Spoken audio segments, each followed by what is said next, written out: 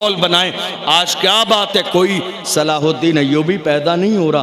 बात सिर्फ इतनी है, जब माएँ किरदार वाली होती थी तब जाके बेटा सलाहुद्दीन पैदा होता था। जब माएँ तहज्जुद गुजार होती थी तब जाके टीपू सुल्तान कोई बनता था। जब माएँ तहज्जुद गुजार होती थी तब जाके बेटा कोई मोहम्मद बिन कासिम बनता था। जब माएँ तहज्जुद गुजार होती थी तब जाके कोई अर्तुगरुल गाजी बनता था। जब माएँ तहज्जुद गुजार होती थी तब जाके कोई उस्मान गाजी बनता था। आज हमारे यहाँ हया का जनाजा निकल गया, गैरत का जनाजा निकल गया। ना नमाजों के लिए मुसल्ले हैं, ना घर में कुरान पढ़ने वाले लोग हैं। सिर्फ बेअमली हमारी जिंदगी में शामिल हो गई है। हम कह रहे हैं हमारी जिंदगी में परेशानियां बहुत हैं। किसी ने कुछ करा दिया है, तावीज़ करा दिया है, कारोबार पे बंदिश करा दी है, इन्हीं सब कामों में लगे हुए हैं। और जो ओरिजिनल इस्लाम है, जो ओरिजिनल दीन है, हमने ओरिजिनल दीन से अपना रिश्ता कमजोर कर लिया है। नहीं मेरे अजीजों, आज भी अगर ओरिजिनल दीन से आप अपना रिश्ता मजबूत कर लोगे तो अल्लाह आपकी दुनिया भी कामयाब कर देगा, आखिरत भी कामयाब। बस देख तू हमारा। हुजूर के गुलाम सिर्फ इस बात पर राजी होते हैं कि अल्लाह के रसूल सल्लल्लाहु अलैहि वसल्लम हमें अपना कह दें।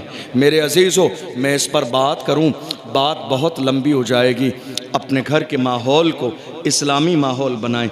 याद रखें, हुजूर का फरमान है, शादियां सस्ती करें ताकि जिना मुश्किल हो जाए।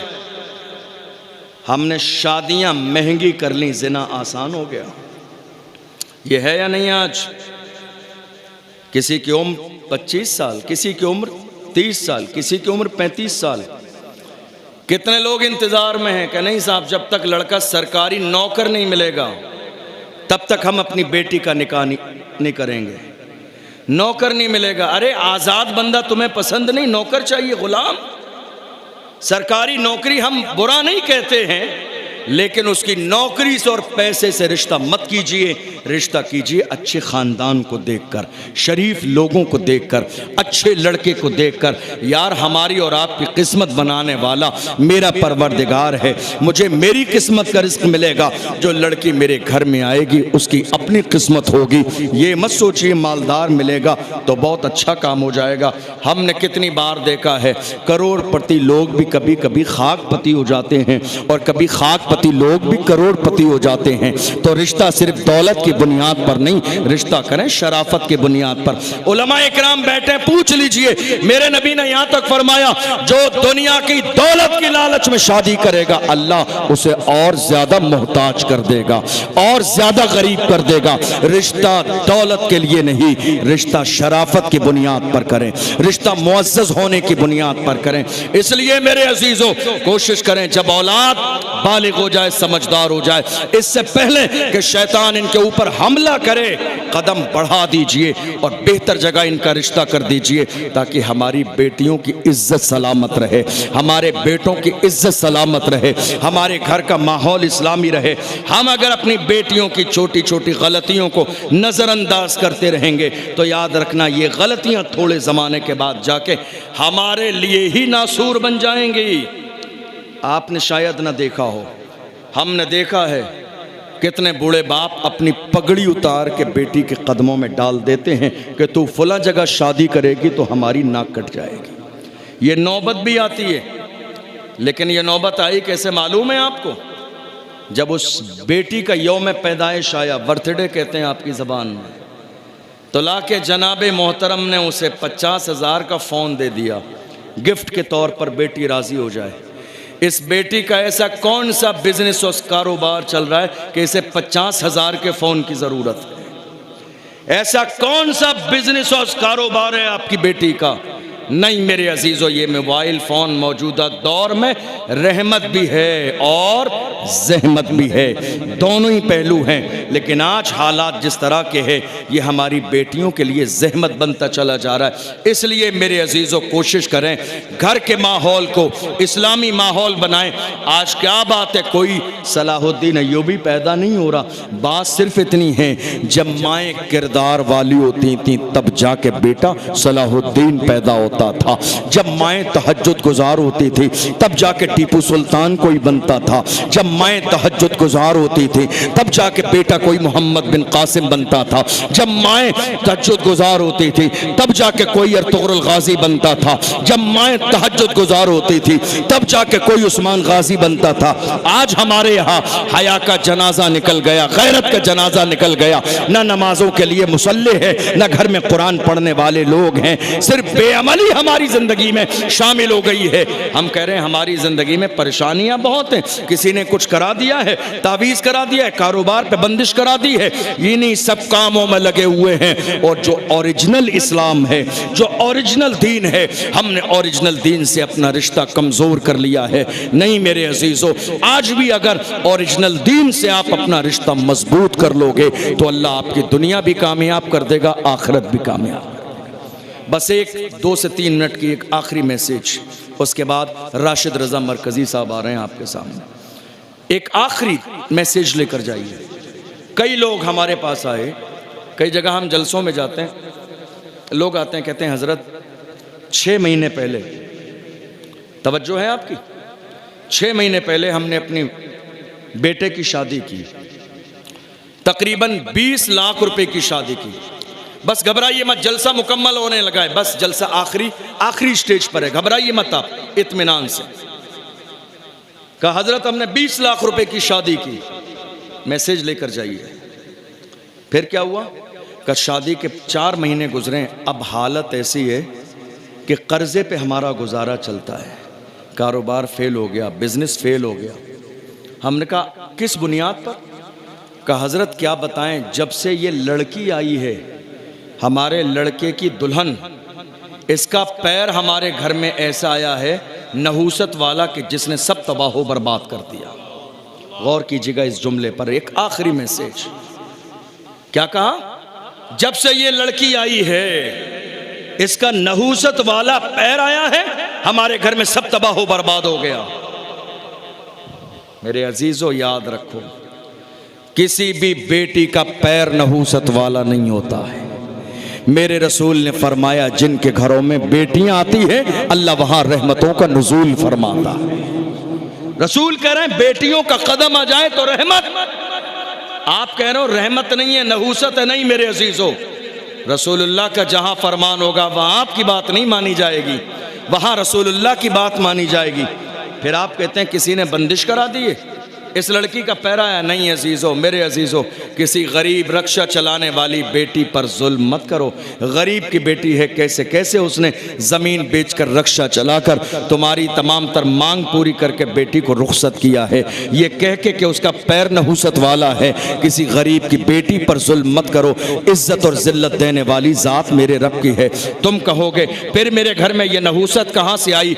मैं कहता हूँ सुनो, मेरे रब का फरमान है लइन शकर तुम लाज़ीदन्नकुम वलइन कफरतुम इन्न अज़ाबी लशदीद। अल्लाह फरमाता है मेरी नेमत पर अगर मेरा शुक्र अदा करोगे तो नेमत को ज़्यादा कर दूंगा, और अगर ना शुक्री करोगे, नेमत का इस्तेमाल सही नहीं करोगे, तो वो नेमत तुमसे छीन लूँगा और तुम्हें अजाब दूंगा।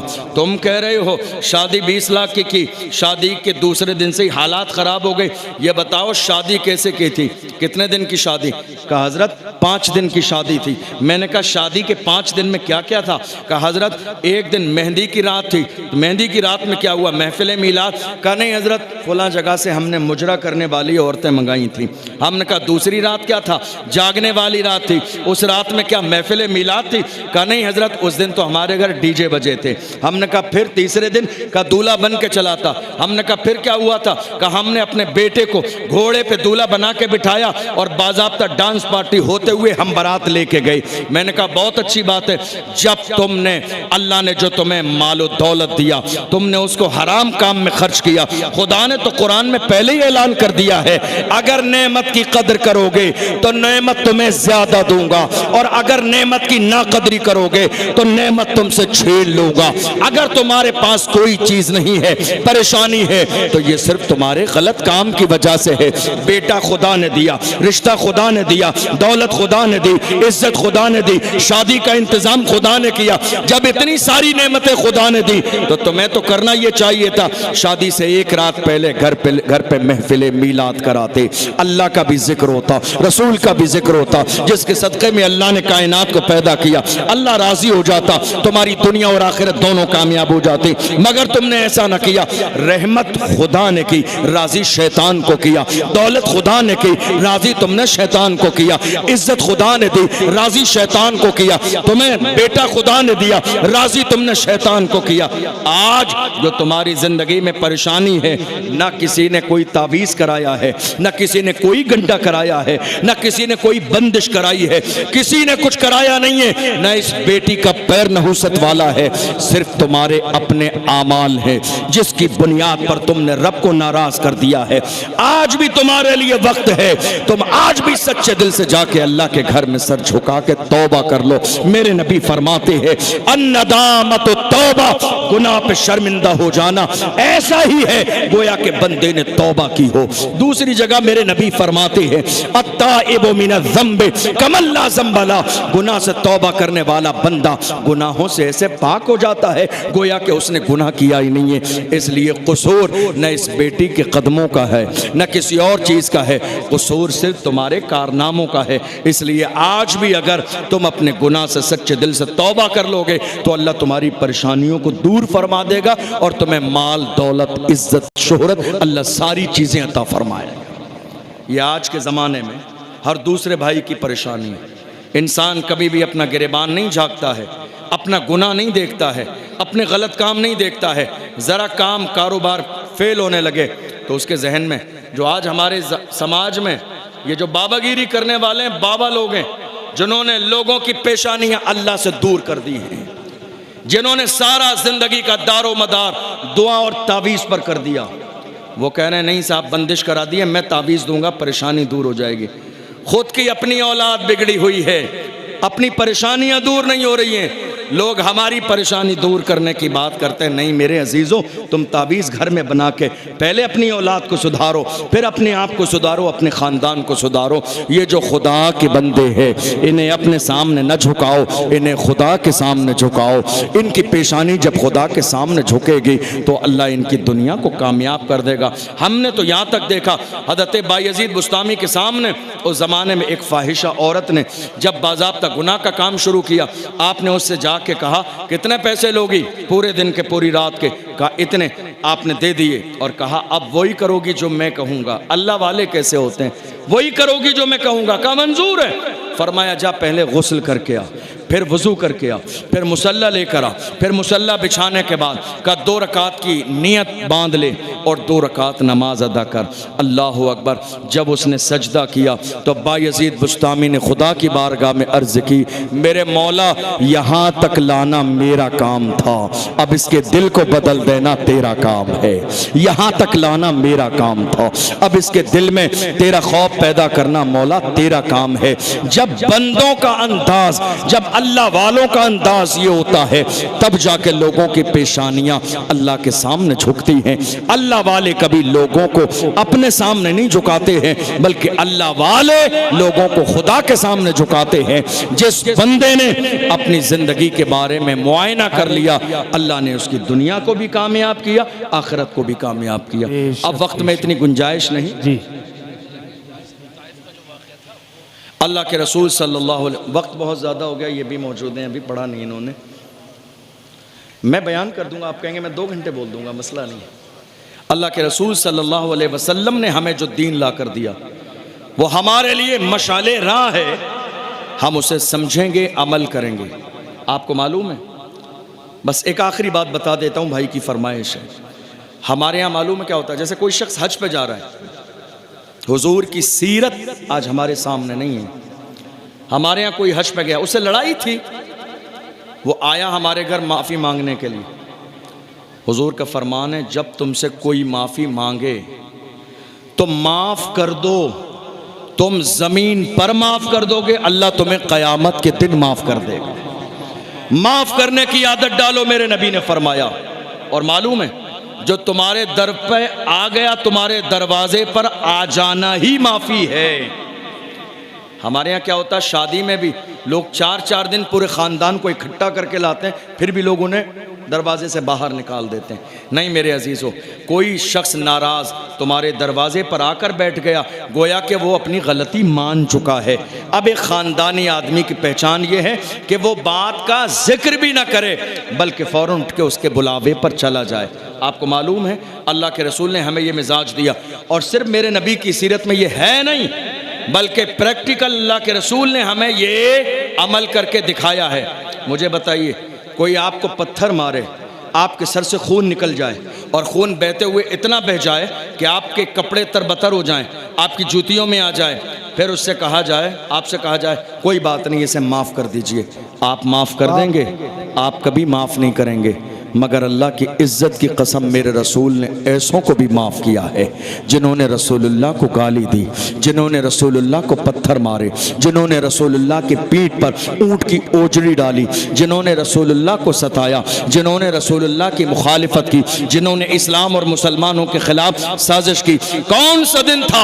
मेरे आका फरमाते हैं, मेरी जिंदगी में ताइफ के दिन से ज्यादा तकलीफ देने वाला कोई दिन नहीं था जिस दिन का हाल ये था। लोगों ने, छोटे छोटे बच्चे, जिस अंदाज में हमारे यहाँ जब कोई मजनू और पागल आता है उसके पीछे हम बच्चे लगा देते हैं, माज़अल्लाह, करोड़ बार माज़अल्लाह, दुश्मनों ने यही अंदाज मेरे नबी के साथ इख्तियार किया था।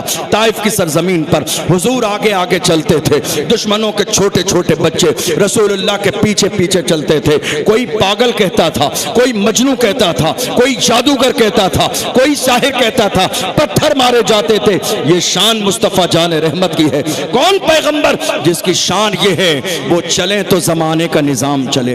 डॉक्टर इकबाल से पूछो इस महबूब की शान क्या है, तो डॉक्टर इकबाल कहते हैं, अरे हो न ये फूल तो बुलबुल का तरन्नुम भी न हो, चमने दहर में कलियों का तबस्सुम भी न हो, ये न साकी हो तो फिर मैं भी न हो, खुम भी न हो, बज़ में तौहीद भी दुनिया में न हो, तुम भी न हो, ख़ैमा इफ़लाक का इस्तादा इसी नाम से है, नबज़े हस्ती तपिशामादा इसी नाम से है, दस्त में दामने कोहसार में मैदान में है, बाहर में मौज की आगोश में तूफान में है, चीन के शहर मराकश के बयाबान में है, और पोशीदा मुसलमानों के ईमान में है कि मोहम्मद से वफा तूने तो हम तेरे है, ये जहां चीज है क्या लौहो कलम तेरे है। रसूलुल्लाह को पत्थर मारे गए, लेकिन एक दौर मेरे नबी की जिंदगी में वो भी आया जिसे फतेह मक्का कहा जाता है। जब रसूलुल्लाह 10 से 12 हज़ार का लश्कर लेकर खाने काबा के सहन में आके खड़े हो गए तो मक्के वाले कांप रहे थे,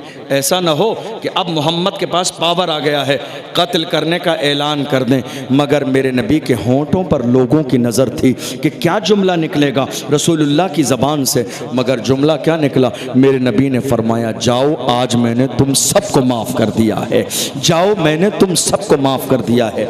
बड़ी हैरानी की बात है, हुजूर ने पूरी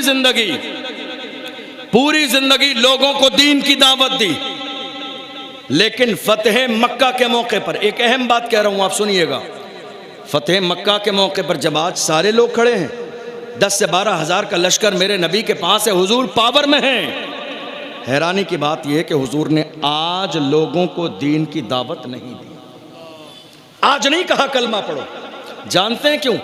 इसलिए कि अगर आज मेरे नबी कह देते कलमा पढ़ो और वो लोग कलमा पढ़ लेते, तो चूंकि 12,000 लोगों के हाथों में तलवारें हैं, लोग कहते डर की वजह से कलमा पढ़ा, इसलिए रसूलुल्लाह ने आज कहा ही नहीं कि कलमा पढ़ो। आज मेरे नबी ने किरदार दिखाया, जब माफ किया है लोग कदमों में गिर गए, कहा अब आपसे दूरी बर्दाश्त नहीं है, कलमा पढ़ाइए, मुसलमान कर दीजिए। लोग कहते हैं इस्लाम तलवार की बुनियाद पर फैला है, मैं भी कहता हूँ इस्लाम तलवार की बुनियाद पर फैला है, मगर वो तलवार लोहे की नहीं, किरदारे मुस्तफ़ा की तलवार थी, अखलाके मुस्तफ़ा की तलवार थी, मोहब्बत रसूल की तलवार थी। जिधर जिधर भी गए वो करम ही करते गए, किसी ने मांगा ना मांगा वो झोली भरते गए। बाबा नारे तकबीर, नारे रिसालत, नारे गौसियत मोहब्बत रसूल लब्बैक लब्बैक या रसूल अल्लाह। अल्लाह की बारगाह में दुआ है, परवरदिगार आलम हमने जो सुना है इसे समझने और अमल करने की तौफीक अता फरमाए। सहवन कोई लग़्ज़िश हुई हो, अल्लाह की बारगाह में सबको गवाह बना के तौबा करता हूँ, अल्लाह अपने महबूब के सदक़े में माफ़ फरमाए। चूँकि जलसे का एक अपना रूटीन और अंदाज। हज़रत बैठ जाइए प्लीज़, बैठ जाइए, क्या कर रहे हैं आप, बैठ जाइए भाई, मैं कुछ कह रहा हूँ बात। जलसे का अपना एक रूटीन, एक अंदाज होता है कि उसमें कई सारे लोग होते हैं और लामोहल्ला सब लोग सफ़र करके आते हैं, तो सबको मौका मिलना ज़रूरी होता है। मैं तो आप कहेंगे 2 घंटे भी बोल दूंगा और इससे ज़्यादा, लेकिन क्या है कि दूसरे लोग हैं, उनका भी हक़ है। हमारे राशिद रज़ा मरकज़ी साहब अल्हम्दुलिल्लाह, जिनको फ़ख्रे सुन्नियत कहिए तो भी कम, मुजाहिद सुन्नियत कहिए तो भी कम, नौजवान दिलों की धड़कन कहिए तो भी कम, और हिंदुस्तान का बल्कि फ़ख्रे हिंदुस्तान कहिए तो भी कम। चूँकि हमारी कौम को जिस चीज़ की ज़रूरत थी उसका बेड़ा जवानी की उम्र में राशिद रज़ा मरकज़ी साहब ने उठाया है। मैं दिल की गहराइयों से आप सबको मुबारकबाद पेश करता हूँ, चूँकि राशिद रज़ा मरकज़ी आपके अपने इलाके के रहने वाले हैं। आज राशिद रज़ा मरकज़ी साहब का मैसेज और पैगाम पूरी दुनिया में पहुँच रहा, सोशल मीडिया के ज़रिए, सिर्फ हिंदुस्तान में नहीं। ये हमारी कौम के जवान जब उम्मत के लिए, इन्होंने अपने घर की बात नहीं की, अपना बिजनेस तैयार नहीं किया, अपना घर नहीं बनाया, इन्हें फिक्र किस बात की है कि एक कॉलेज बन जाए कि हमारी बेटियों के ईमान पर कोई गैर डाका न डाल सके। सिर्फ बेटियों के लिए। किसके लिए? बेटियों के लिए। अब ज़रूरत इस बात की है कि जब हमारे दरमियान से एक मर्द मैदान खड़ा हो गया है तो हम जिस काबिल भी हैं उसे हौसला दें, हिम्मत दिखाएं और ये एहसास दिलाएं राशिद रज़ा मरकज़ी साहब इस मिशन में आप तन्हा नहीं हैं। इमाम अहमद रज़ा का हर गुलाम आपके साथ है, ताज शरिया का हर गुलाम आपके साथ है, मुफ्ती आज़म हिंद का हर गुलाम आपके साथ है। भैंसोड़ी शरीफ की सरजमीन बड़ी अजमतों वाली सरजमीन है। मैंने अपनी ज़िंदगी में बचपन से लेकर आज तक इस मुबारक और तारीख़ी सरजमीन का हमेशा जिक्र सुना। अल्लाह की बारगाह में दुआए परवरदिगार आलम इन अजमत वाले बुज़ुर्गों के फैज़ान से हम सबको माला माल फरमाए, आपकी इस खिदमत को और कोशिश को कबूल फरमाए, आपके तमाम लोगों के दरमियान इत्तेफाक और इत्तेहाद कायम फरमाए, और भाई राशिद रज़ा मरकज़ी का जो मिशन है अल्लाह उसके लिए गैब से मदद फरमाए और उस मिशन को पाए तकमील तक पहुँचाए। वस्सलामु अलैकुम वरहमतुल्लाहि वबरकातुहू। बैठे रहिए, राशिद मरकज़ी नबी की नात पढ़ेंगे इंशाअल्लाह। बात पूरी नहीं हुई, पैसे उठाना इतना है। अस्सलाम वालेकुम, अस्सलाम वालेकुम। क्या बात, खो गए आप लोग। 25-25 ग्राम आगे आ जाइए, सलाम होना है इंशाअल्लाह ताला। खसक जाए थोड़ा सा, देखो आ जाए, आएंगे, सुनेंगे भाई, सुनेंगे।